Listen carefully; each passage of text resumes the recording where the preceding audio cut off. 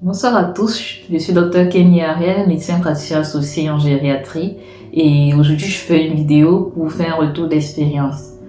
Comme vous le savez, j'ai commencé mon parcours de consolidation, ça fait déjà quelques mois. Là, je suis actuellement, je crois, mon 8e mois de parcours de consolidation et je me dis que je pourrais vous faire un petit retour sur comment je remplis les documents et peut-être sur comment ça se déroule le parcours de consolidation.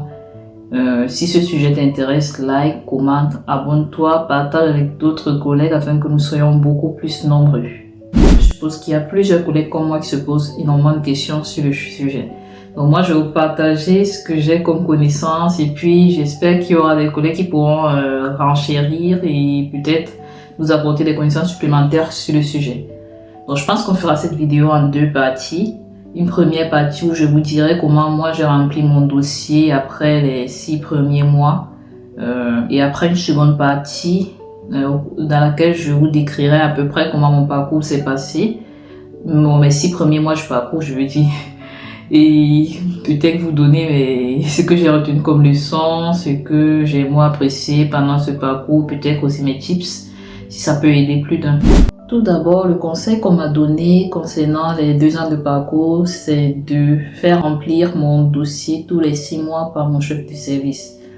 Bon, pour mon parcours à moi, je pense que pour nous qui sommes en gériatrie, ça s'impose un peu parce que on passe dans plusieurs structures de la filière gériatrique et pour 6 mois à peu près pour chaque structure, du coup, on est un tout petit peu obligé de le faire.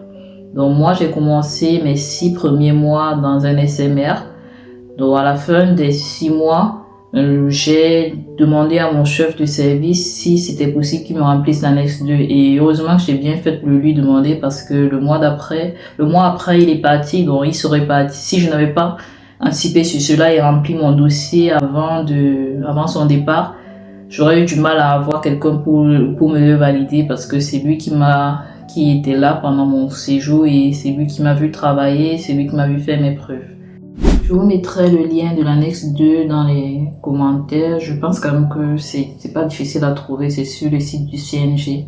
Donc mon chef il a rempli sur cette annexe, il faut préciser l'assiduité, la ponctualité, l'autonomie. Si on assiste à des formations, il y a plein d'items à remplir. Du coup, il l'a rempli, il l'a signé. J'ai rencontré le président de la commission des médecins de la CME. Il a signé mon dossier et ensuite je suis allée rencontrer la représentante de l'établissement qui a aussi signé mon dossier. Le deuxième élément que j'ai demandé avant de quitter ce SMR, ce site, c'était une lettre de recommandation. J'en ai demandé à mon chef de service, à la chef de pôle du SMR où j'ai travaillé, à des collègues aussi et aussi au président de la CME. Donc essayez de demander à toute personne à qui vous pouvez demander. Et en fait, j'avoue que j'étais un peu gênée au début, mais je me suis dit, Ariel, qu'est-ce que tu perds? Donc, j'ai demandé. Ceux qui ont eu la gentillesse de m'écrire un petit mot, c'est un plus pour mon dossier, donc je l'ai gardé.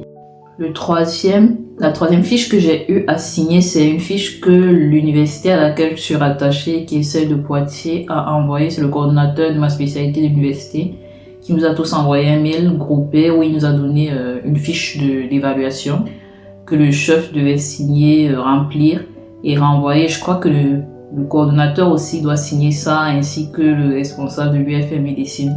En tout cas, ça a été signé par mon chef et ça a été renvoyé. J'ai quand même gardé une copie parce qu'on ne sait jamais. Le quatrième élément que j'ai demandé, c'est une attestation de l'hôpital qui prouve que j'ai travaillé là-bas. Et dans cette attestation, je leur ai demandé de préciser le nombre de gardes, d'astreintes que j'ai fait, la durée, le statut que j'avais. Je crois que c'était surtout les 4 éléments que j'ai demandé avant de quitter. Et c'est ce qu'on m'a conseillé de faire et c'est ce que moi je vous conseillerais de faire. Est-ce qu'il y a d'autres éléments à rajouter? Je pourrais pas le dire parce que c'est tout ce que j'ai comme information pour le moment. Donc ce que j'ai cité, c'est concernant le stage. Parce que vous savez, en dehors du stage, il faut qu'on valide aussi des DU. Donc concernant le stage, chaque 6 mois, faudrait, même si vous restez dans le même service, faire signer des documents par votre chef, surtout l'annexe 2, parce que vous ne savez pas, le chef peut changer ou encore il peut changer d'avis sur vous. Donc au moins ce papier, s'il le signe déjà après 6 mois, et qu'après il vous donne des notes autres que celles qu'il vous avait données. Si c'est un bien, ça montre que vous avez progressé. Si c'est un mal, au moins vous avez une preuve qu'il y a 6 mois il vous a vu et qu'il avait trouvé que vous étiez bien. Donc c'est surtout pour se protéger. Donc c'est ce que moi je vous conseillerais, ce qu'on m'a conseillé et que je trouve quand même logique. Donc moi je vous conseillerais de faire pareil même si vous restez dans le même service. Du coup vous faites pareil pour les 4 semestres et ensuite vous allez les classer et les déposer sur la plateforme le moment venu. Le deuxième point hyper important pour la validation du parcours, ce sont les diplômes interuniversitaires. Pour ma spécialité, ils en demandent 2 à 3 DIU. Et sachez que pour les DU, il faut postuler, je crois, en mai et en juin dans les différentes universités. Envoyer un CV et une lettre de motivation. Pour certains DU, ça requiert même une lettre de recommandation. Vous postulez et après, lorsqu'ils vous répondent, vous vous inscrivez. Sachez qu'en tant que praticien associé, vous pouvez demander à l'hôpital le financement de vos DU. Il faudrait contacter l'administration de l'hôpital pour demander comment ça se passe et comment on procède. Parce que de ce qui m'a été expliqué, normalement il y a un financement que chaque hôpital reçoit, je crois de l'ARS, qui permet le financement des formations continues du personnel. Donc ça ne sort pas de la poche de l'hôpital ne perd pas en le faisant. Ça entre dans le cadre de la formation du personnel médical. Si ça vous intéresse, je pourrais vous faire une petite vidéo sur comment choisir ces DU, sur quels critères choisir et tout. Si ça vous intéresse, n'hésitez pas à le préciser en commentaire et moi je me ferai un plaisir de vous faire une vidéo détaillée sur le sujet. Le troisième élément important, c'est le passage au CHU qui est obligatoire pour certains SP, pour d'autres non. C'est quand même flou. Donc là par exemple dans ma SP, j'ai l'impression que c'est dans certaines régions obligatoire, dans d'autres on dit non, donc à voir. Mais l'alternative qu'on m'a proposée, que je vous proposerai aussi, que je pense faire, c'est de prendre des DU qui nécessitent des stages. Et du coup, ça vous oblige à aller quand même en stage dans un CHU. Et l'attestation de stage que vous aurez vous aidera à la fois pour le DU et ça sera une preuve que vous êtes quand même passé dans un CHU. Je trouve que c'est une belle alternative et je vous la propose aussi. Si vous voulez, vous pouvez aussi procéder ainsi. Je pense que c'est ce que moi je ferai. Un autre élément important, c'est l'inscription dans les sociétés savantes de votre spécialité. Ça, vous pouvez retrouver sur Internet. En fonction de votre spécialité, vous retrouvez la Société française de l'aspect et vous checkez sur comment s'inscrire, comment devenir membre, tout simplement. Un élément aussi important, c'est une preuve que vous assistez à des formations médicales continues. Sachez qu'il y a plusieurs sociétés savantes et plusieurs structures qui organisent régulièrement des webinaires, des journées gratuites. Parfois en présentiel, parfois en distanciel. Il suffit juste de le checker régulièrement sur Internet et vous participez. Ils donnent des attestations, vous les gardez précieusement et après vous les rajouterez à votre dossier. C'est une preuve que vous continuez à être à l'affût de l'information et que vous continuez à vous former. En dehors de cela, il y a les congrès aussi auxquels vous pouvez assister, les journées aussi, journées annuelles de votre spécialité. Et sachez que pour ça aussi, vous pouvez vous faire rembourser par l'hôpital. Si vous faites la demande et que l'hôpital valide, vous allez à votre formation. Il paye à la fois la formation, il paye le transport, il paye votre logement, il paye... Ouais, je crois que c'est à peu près ça. Je sais pas ce que j'ai oublié. Mais en tout cas, même le repas, il vous paye tout à peu près. Il vous paye tout pendant la formation. Il suffit juste qu'ils valident en fait qu'ils prendront en charge votre formation.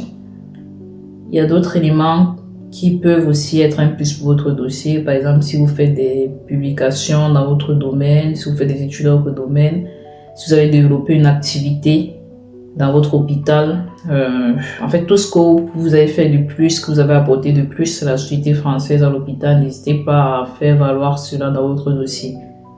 Étant donné que je ne suis pas encore passée en commission, qu'il me reste encore une bonne année, je ne pense pas être forcément la personne la plus fiable pour donner des informations, mais là, moi, je vous partage juste ce que j'ai comme information et j'espère très sincèrement qu'il y aura des collègues qui sont beaucoup plus outillés, beaucoup plus informés, qui n'hésiteront pas en commentaire à nous préciser des éléments que j'aurais oubliés. Comme je le dis souvent, on est là pour grandir ensemble, pour avancer ensemble dans le système français. C'était la partie 1 où je vous explique à peu près les différents éléments qu'il faut pour la validation du parcours, du moins ce que j'en sais. Et puis dans la partie 2, je vais vous donner mon retour d'expérience sur mes 6 premiers mois, mes tips, mes leçons retenues, parce que c'est, comme vous pouvez imaginer, c'est pas si simple, c'est compliqué. Mais bon, on essaye de tenir, on essaye de s'accrocher, donc rendez-vous dans la partie 2. Si ma vidéo t'a intéressé, n'hésite pas à partager avec d'autres collègues et à liker, commenter s'il vous plaît, abonnez-vous parce qu'il y a un bon paquet de personnes qui regardent mes vidéos et qui ne s'abonnent pas. Je ne trouve pas ça très honnête parce que vous venez tirer du contenu de quelqu'un et vous ne vous abonnez pas, c'est pas très sympa. Soit vous passez autre chemin, soit vous vous abonnez. Donc abonnez-vous. Je reçois aussi énormément de messages pour me demander des séances de mentorat. J'avoue que ça me plairait vraiment d'aider tout ce monde-là. Ce sera avec plaisir que je le ferai. Mais là, en vrai, c'est compliqué, c'est compliqué. Donc, si éventuellement, il faudrait que je fasse des séances de mentorat, de coaching, d'accompagnement, je pense que ce sera des séances payantes.